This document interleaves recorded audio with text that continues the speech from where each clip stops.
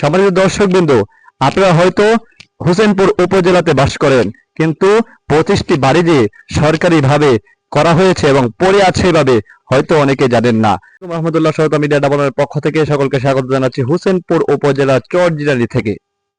সম্মানিত দর্শকবৃন্দ, একেবারে কি বলবো, ভয়াবহ অবস্থা। আমার পিছনে যে বাড়িগুলো দেখতে পাচ্ছেন, এই বাড়িগুলো অবস্থা আসলে বাড়িগুলো আছে কিন্তু মানুষ নেই। কত মানুষ রাস্তায় থাকে, অথচ তাদের ঘর নেই, বাড়ি নেই। কিন্তু এখানে বাড়ি আছে কিন্তু মানুষ নেই। কি কারণে মানুষ নেই? কারণ এটি সরকারি ঘর। এখানে 25টি ঘর এখানে আছে হোসেনপুর উপজেলার চরজিরানিতে। 25টি ঘর এভাবে একেবারে খালি পড়ে আছে, কেউ নেই। এখানে কিছুদিন আগে মার্ডার হয়েছিল, যার কারণে সবাই আতঙ্কে চলে গেছে। আমরা এখানে আসার যে রাস্তা দেখেছি, ভয়াবহ চিত্র আমরা দেখেছি। এখানে কোনো যোগাযোগ ব্যবস্থা নেই। পাট ক্ষেতের ভিতর দিয়ে এই বাড়িগুলোতে আসতে হয়েছে। ভাবা যায় এটা বাংলাদেশ, চরজিনারিতে এরকম অবস্থা।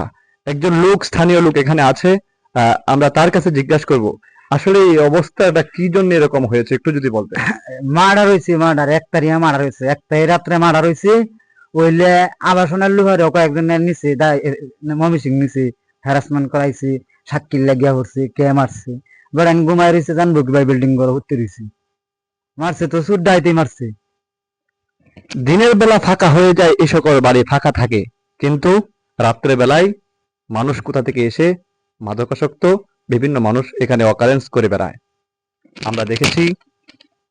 আমরা দেখেছি কারেন্ট বিলের কাগজ আছে, কারণ বিল দেওয়ার লোক নেই। কারেন্ট বিল যে মিটার, সেই মিটার অনেক চুরি হয়েছে এখানে। আর মিটারের জায়গায় কারেন্ট বিলের কাগজ ঝুলানো আছে, অথচ কারেন্ট বিল দেওয়ার লোক নেই।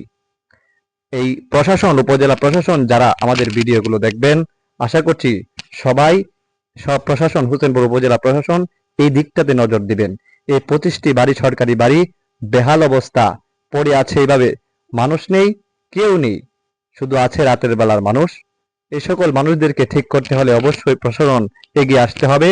আর এই সকল জায়গাতে আবার যেন পুনরায় মানুষ আবার ফিরে আসে, সেই ব্যবস্থা হোসেনপুর উপজেলার প্রশাসনকে করতে হবে। এখন যেন এই 25টি বাড়ি জঙ্গলে পরিণত হয়েছে। রাত্রেবেলা, দিনের বেলা আসা এখানে বেশ কঠিন,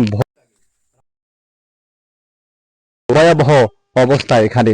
সম্মানিত দর্শকবৃন্দ, আপনারা হয়তো হোসেনপুর উপজেলাতে বাস করেন, কিন্তু 25টি বাড়ি যে সরকারিভাবে করা হয়েছে এবং পড়ে আছে এভাবে হয়তো অনেকে জানেন না।